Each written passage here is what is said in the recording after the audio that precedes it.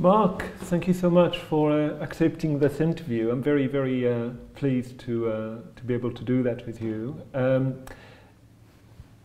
We're going to put this interview in the context of your residency in Guernsey. If I remember well, you first came to Guernsey, well, a long time ago, but the first time you were involved with the festival was 2012, am I right? Yeah, right at the beginning. Where we exhibited. It was like, actually, we started the festival in 2010. That was 2 years after the first festival, and we exhibited, I remember very well, we exhibited the shipping forecast, which I'm a big fan of, and then also the sounds of two songs. Yes. So, I mean, the only time those two have been shown together as well. Oh yeah, it was true, yeah. I wanted to, obviously we will come back about the shipping forecast and about those two very important pieces of work, but I would like to go back to the very beginning with you. And I would like to have a little bit of an idea about your childhood and what kind of child you were, and also how did you come to get involved with photography? What was how the passion started in some way? Can you talk to us a little bit about that? Yeah, I think so. My childhood was happy at home, but it wasn't so happy at school. I was quite overweight at school, and I started wearing glasses when I was about 12 years old, and the combination of those two things in Leicester in the 1960s, believe me, it wasn't conducive to making a lot of friends. So I was quite a lonely kid, I think. You know, I had friends I used to play Subutio with, but that was, you know, I wasn't, and I was a very keen dinghy sailor. My dad made me my first little boat when I was 7 years old, and I carried on dinghy sailing competitively at quite a high level until I was 40, actually. So that was my social outlet, I suppose, was through all of that, you know, the sailing club, I suppose. But at school, I was good at really only two subjects, English and art. A lot of kids are the same, I think. They're great subjects. And I think my parents wanted me to go to university to study English, but I always knew I wanted to be an artist, whatever that means, of some kind.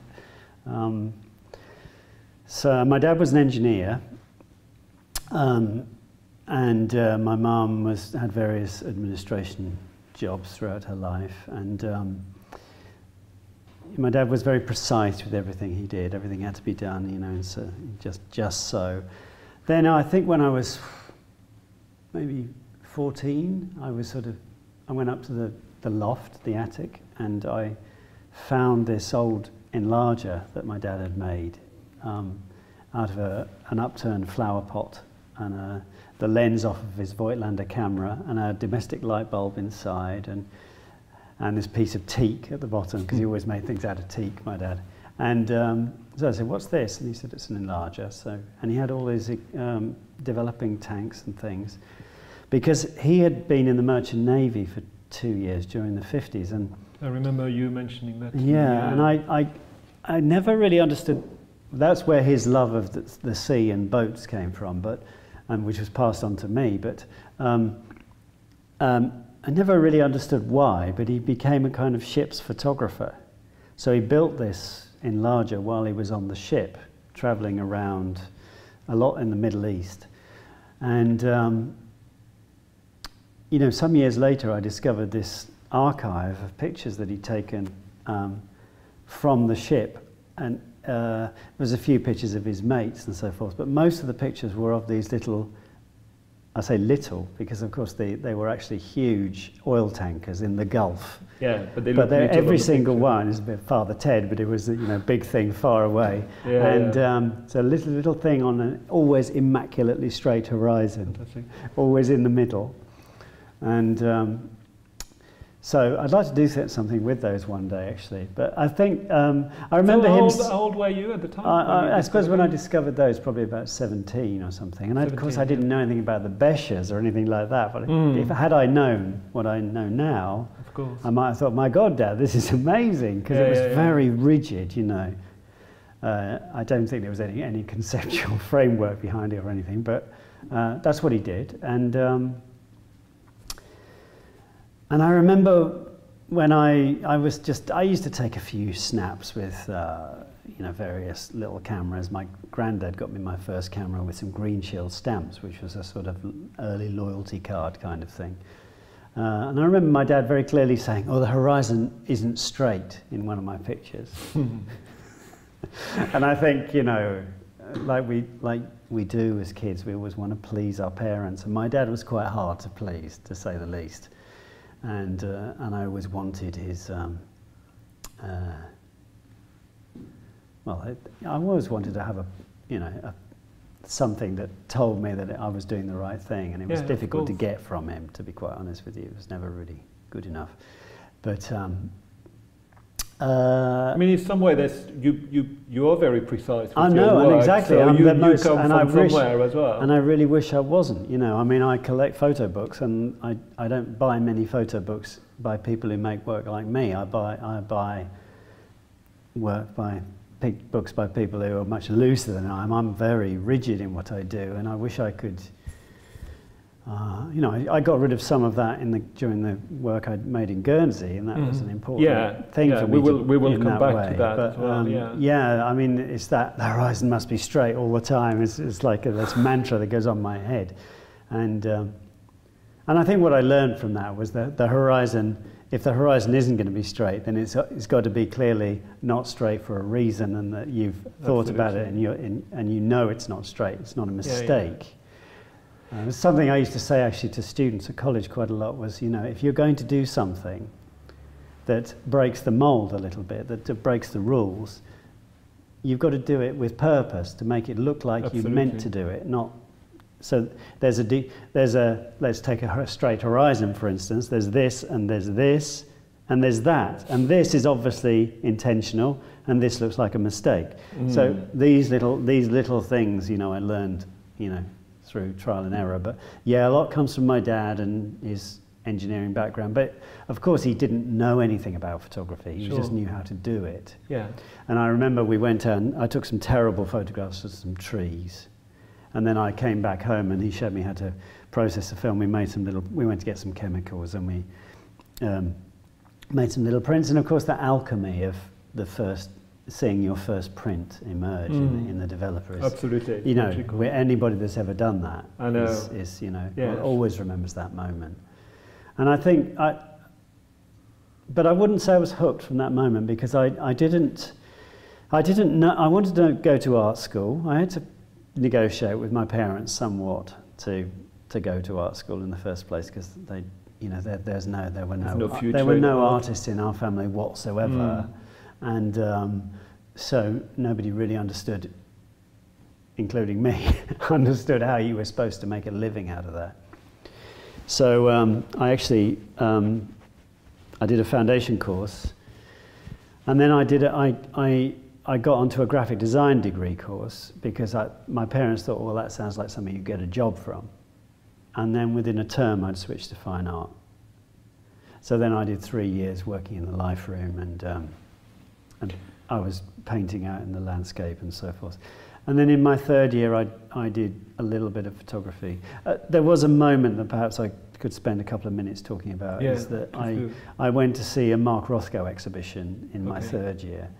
And we'd been taught at art school about how to look at a Rothko painting in the right way to make it wobble in front of you. You know, you're supposed to focus behind the painting. So you have to know how to do that in order to get the right effect. So I went to see the Rothko show, and I stood there and they were wobbling around me, and it was all working fine, you know. And then I left there, and there was a show nearby. I must have looked in my time out, and there was a show by one of only 2 photographers that I'd heard of at the time, which was Dona Mackallen. And I went to see the Mackallen show, and there was one room I was in, I remember really distinctly, and there was me and a middle-aged woman, and she was looking at the pictures, and she was in floods of tears. Now, there could be any number of reasons why she was crying, but to this day I like to believe that it was because of the photo, of the the photographs, impact of a photography. The way that immediately I thought, you know, you have to know how to look at a Rothko painting, to get the... But with photography, especially this kind of documentary photography, it was so immediate. You know, I'm making a lot of assumptions here, but let's assume this woman had no photographic training whatsoever. She was just affected by the pictures. And I think that was a really profound moment in my shift from drawing, painting to making photographs.